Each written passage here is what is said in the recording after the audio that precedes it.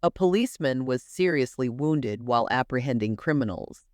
At the hospital, doctors pronounced him dead, but then the dog noticed something strange. What happened next was a display of selflessness like you've never seen before. Sergeant John Watson gripped the steering wheel of his police car tightly. The lights were on, the siren was blaring.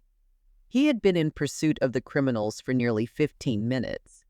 They'd eluded him downtown, but now that they were out on the highway, the cops' chances had increased. He glanced at the SUV, then cast a quick glance in the rearview mirror at Max sitting in the back seat. The Belgian sheepdog sat upright, ears alert, and followed the chase with intelligent eyes. Suddenly, the criminal's SUV wiggled and jerked forward, then stopped on the side of the road. The criminals jumped out of the car, grabbed their pistols, and headed in the direction where the criminals had entered the woods. They were somewhere in the thicket, but John saw no sign of them. He moved cautiously deeper into the woods. Suddenly, a sharp blow knocked him to the ground. John realized that he had been hit with something heavy on the back of his head and that he was losing consciousness. The last thing John had time to do before everything went dark was to push the button that opened the car door and let Max out. As the door opened, Max darted into the woods. His nose pinpointed the exact spot. Among the trees, he saw John lying motionless on the ground, and above him sat a large man with a huge knife, which he raised, preparing to stab the policeman. Max struck the criminal with all his weight, causing him to fly off to the side. The criminal jumped to his feet, swore that he would kill both John and Max, and then lunged at the dog. In one hand, he held a log he had picked up, and in the other, a knife. The dog dodged a blow from the log, then a blow from the knife, and then grabbed the man's arm. The criminal screamed and tried to shake Max off, but the dog held on, using the strength of its powerful jaws to tighten its grip. Eventually, the perpetrator got down on one knee, dropped the board, and began stabbing Max, but the dog continued to dodge. In doing so, he had to let go of the man's hand. The perpetrator took this opportunity to jump to his feet and run off into the woods. Max turned around and ran straight for John. He sensed that his friend was not in the best condition, and he was his top priority. Behind him, Max heard voices. His nose was still picking up everything around him, and he ran towards the sounds. It was the second police car that had been following the chase on the radio and came to help. The two policemen recognized Max and followed him to John. When they found him, he was unconscious and in bad shape. When they got to the hospital, the situation did not look good.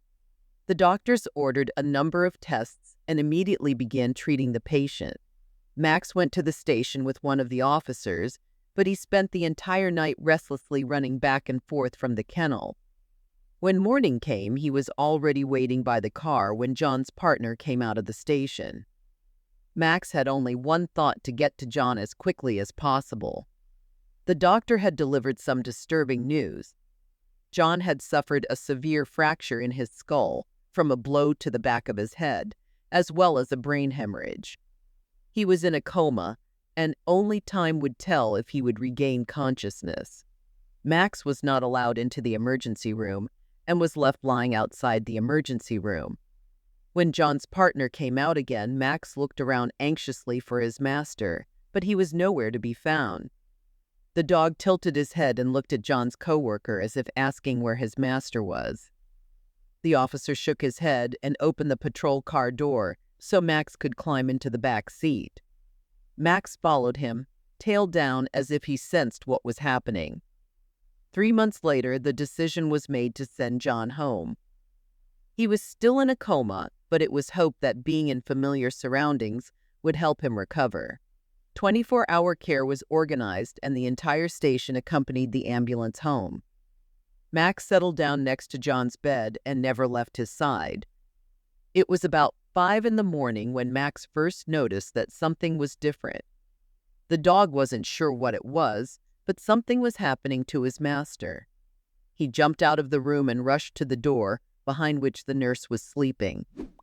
She awoke to the noise and reluctantly followed Max.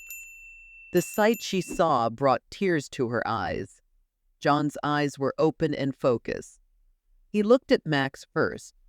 "Hey, boy," he said.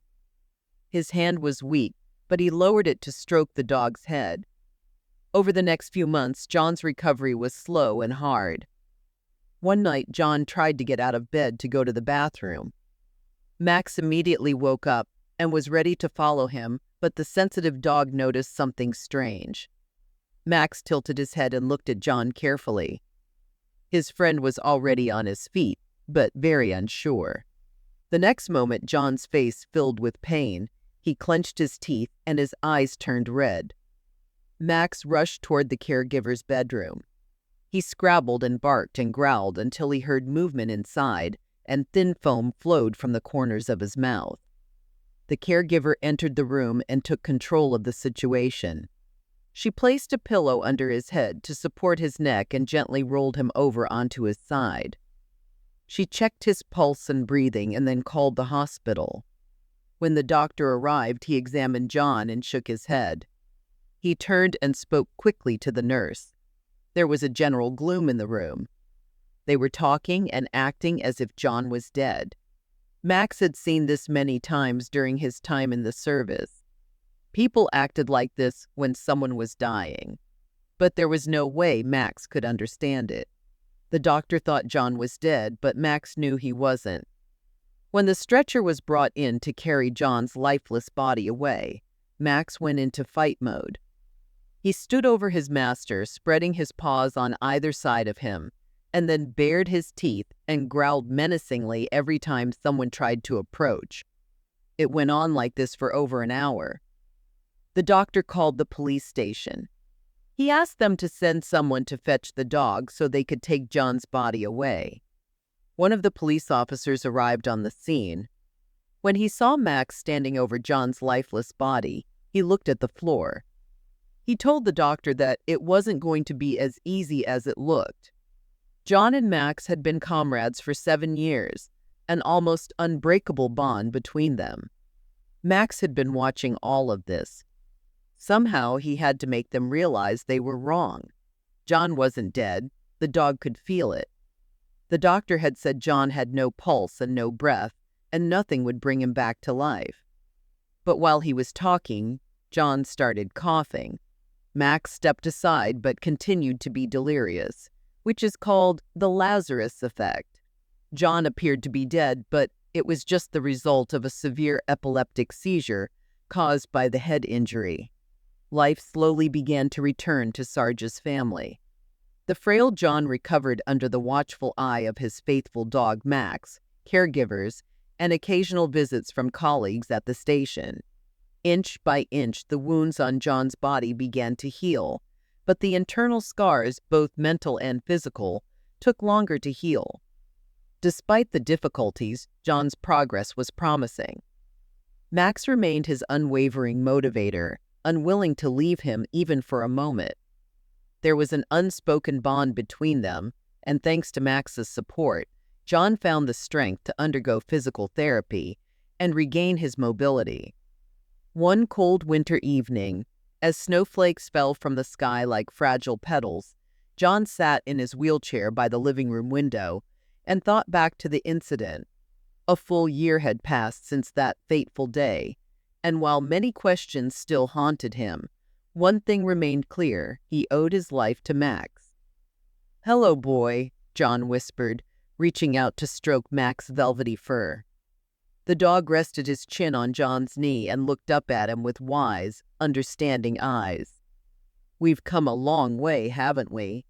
Max let out a quiet, contented sigh, snuggling closer to his master. It was more than just companionship.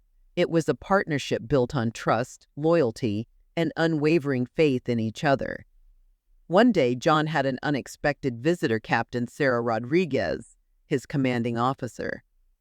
She had been in regular contact, checking in to see how John was doing, but this visit was different. There was a glint of anticipation in her eyes. "John, I need to talk to you about something important," she began, settling into the chair across from him. Max nestled himself at John's feet and listened intently. Captain Rodriguez explained that the police department had been following his recovery closely. They were very touched by Max's heroism and John's tireless determination to fight what had been declared an irreversible disease. "The department wants to recognize Max's bravery, John," she said, smiling sympathetically. "They intend to award him the Medal of Honor. We've discussed the possibility of you training a new unit of K-9 officers. Your experience and connection to Max could be an invaluable mentor." John's heart swelled with pride and gratitude. It was an unexpected but very significant turnaround. The concept of returning to the service, even if only as a training assistant, reawakened his sense of purpose. "That sounds incredible, Captain. Max deserves such an honor, and I would be honored as well," John replied, suppressing the swelling emotions. A few weeks later, at a solemn but festive ceremony, surrounded by colleagues, family, and media, Max was awarded the Medal of Honor. The medal gleamed proudly on his collar as he sat stoically next to John. "I'm proud of you, buddy," John whispered, feeling a rush of emotion as he looked into Max's penetrating eyes. Beginning a new chapter, John immersed himself in training the new recruits with his trusty comrade. Watching Max interact with the young dogs, demonstrating amazing discipline and intelligence, rekindled John's initial passion for the K-9 unit. Each day brought new challenges and rewards. The bond between John and Max served as an inspiring example to the trainees, proving that loyalty and courage know no bounds. Together, they were building their lives anew, creating a legacy that would live on far beyond them. Months turned into years. John's recovery peaked, reflecting the unwavering support he received from everyone around him. The training program flourished, producing skilled K-9 fighters who served the community with unwavering dedication. Each sunset was a reminder of the journey they had traveled together. As John and Max sat on the porch of their home and looked out at the horizon, they felt an unbreakable bond, held together by the threads of survival and unwavering faith in each other. And so their story continued, a testament to the extraordinary bond between man and his dog, a bond that overcame adversity and celebrated the triumph of the human and canine spirit. Dear viewers, if you enjoyed this extended story and would like to continue following our updates, please give us a like and subscribe to our channel. Goodbye.